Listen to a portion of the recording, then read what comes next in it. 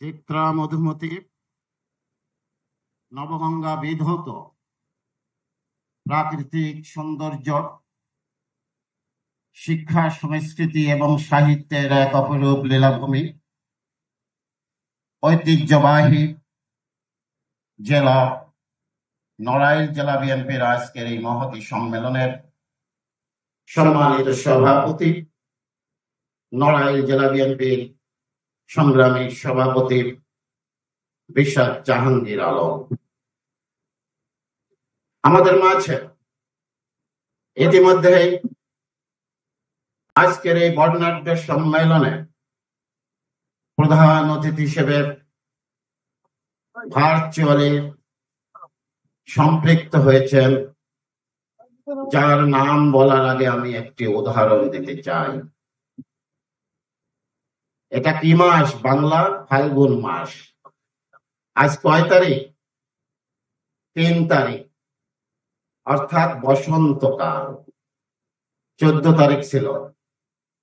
রবীন্দ্রনাথের ভাষায়, আহা আজিয়ে বসন্তে কত ফুল ফোটে, কত পাখি গায়, কত বাঁশি বাজে।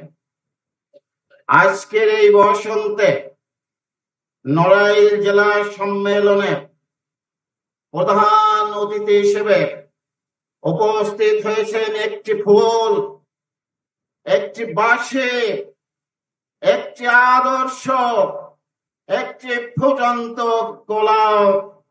তিনি হচ্ছেন মাননীয় ভারপ্রাপ্ত চেয়ারম্যান তারেক রহমান। প্রিয় ভাই আমার, উপস্থিত আছেন আমার প্রিয় বড় ভাই, যার নামের আগে অনেক বিশেষণ দেওয়া প্রয়োজন। আমাদের সেই নেতা, যার সাথে 88 সাল থেকে শুরু করে ঢাকা বিশ্ববিদ্যালয়ের প্রথম বর্ষে 88-89 সেশনে ভর্তি হওয়ার পর থেকে সর্বদলীয় ছাত্র ঐক্যের অনেক মিছিল সমাবেশে অংশ নিয়েছি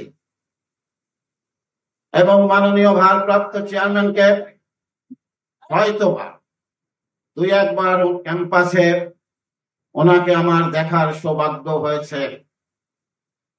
মাননীয় ভারপ্রাপ্ত চেয়ারম্যানের সাথে যেই ছাত্র নেতার 90-এর আন্দোলন নিয়ে বিস্তারিত পরিকল্পনা গৃহীত হতো, আমাদের সেই প্রিয় নেতা, সাবেক মন্ত্রী, ডাকসুর সাবেক ভিপি, জননেতা জনাব আমানুল্লাহ আমান উপস্থিত আছেন।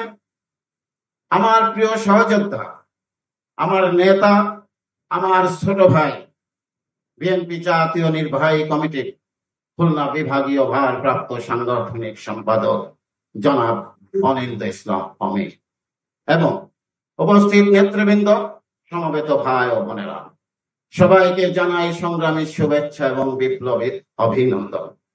সময় নাই, আমি 2টি বিষয়ে একটু কথা বলে আমার বক্তব্য শেষ করব।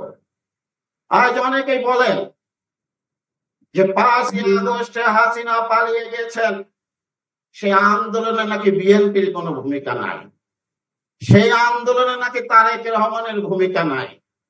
তাদের উদ্দেশ্যে বলে, গ্রামের কিছু সন্তান আছে, শহরেও আছে, যাদের পিতামাতা অনেক কষ্ট করে মানুষ করেন, তারা ভালো চাকরি পায়, চাকরি পেয়ে সুন্দরী স্ত্রী পায়, বড়লোক শ্বশুর শাশুড়ি পেয়ে পিতামাতার কথা ভুলে যায়। আজ যারা তারেক রহমানের এবং বিএনপির অবদানকে, ফ্যাসিবাদ বিরোধী আন্দোলনে আমাদের ভূমিকাকে অস্বীকার করছে, তারা পিতাকে অস্বীকার করছে। ফ্যাসিবাদের মন্ত্রী আনিসুল হক যখন তোমাদের দাবি মেনে নিয়েছিল, তোমরা বলেছিলে আমাদের দাবি 8 দফা। এটা কোনো রাজনৈতিক আন্দোলন নয়। 8 দফা কিভাবে 1 দফা হলো, সেটা আমাদের বুঝতে হবে। জনাব তারেক রহমান, তিনি আমাদের নির্দেশ দিয়েছিলেন, সেদিন ফোনে লাইন ছিল না, অনলাইন ছিল না, অফলাইনে কথা বলেছিলেন, আমার মতো অনেককেই জয়ন্ত নেতাদেরকে বলা হয় মাঠে থাকতে, আর নয় দল থেকে পদত্যাগ করতে। এই বার্তাটি যখন আমরা ছড়িয়ে দিয়েছি তখন চুম্বকের মতো কাজ হয়েছে।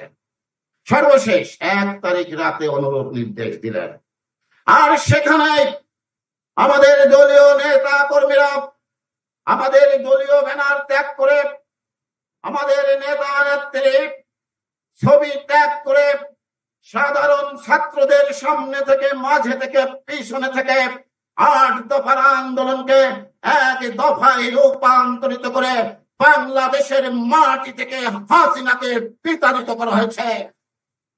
আরেকটি কথা, আজ আমাদের দাবি কি? হাসিনা পালিয়ে গেছে তাই আমরা খুশি? শুধু সে কারণে না, খুশির আরো বাকি আছে। আজ আমরা তৃষ্ণার্ত, ক্ষুধার্ত। সেটা কিসের জন্য? ভোটাধিকার প্রয়োগ করবার জন্য, নির্বাচনের জন্য।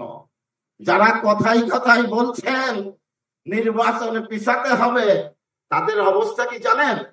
ঢাকা বিশ্ববিদ্যালয়ে আমরা একবার মিছিল করে ডক্টর এমাজউদ্দিন স্যারের কাছে গিয়েছিলাম, পরীক্ষা পিছাতে হবে।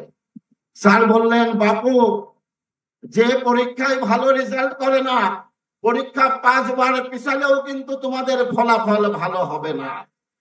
অতএব পরীক্ষা দাও, ফার্স্ট ক্লাস না পাও, সেকেন্ড ক্লাস পেয়ে একটি সার্টিফিকেট নিয়ে চাকরির চেষ্টা করো। যারা নির্বাচনে পিছানোর কথা বলেন, তাদের ওই ক্লাসরুমে বসা লাস্ট বেঞ্চের ছাত্রের মতো 1000 বার পিছালেও তাদের ফলাফল ভালো হবে না।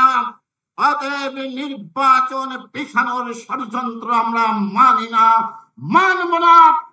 তাই বলতে চাই, অবিলম্বে তারেক রহমানের দেশে আসার ক্ষেত্রে যত আইনি প্রতিবন্ধকতা আছে তা দূর করতে হবে।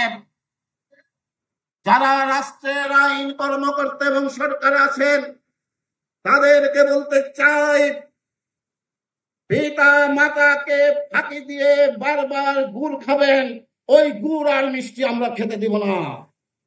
অবিলম্বে হাসিনার দোষরদেরকে গ্রেপ্তার করে দৃষ্টান্তমূলক শাস্তির ব্যবস্থা করতে হবে এবং অবিলম্বে বিএনপির দাবি অনুযায়ী নির্বাচনী তফসিল ঘোষণা করতে হবে, না হলে রাজপথে আমরা আবার নামতে বাধ্য হব।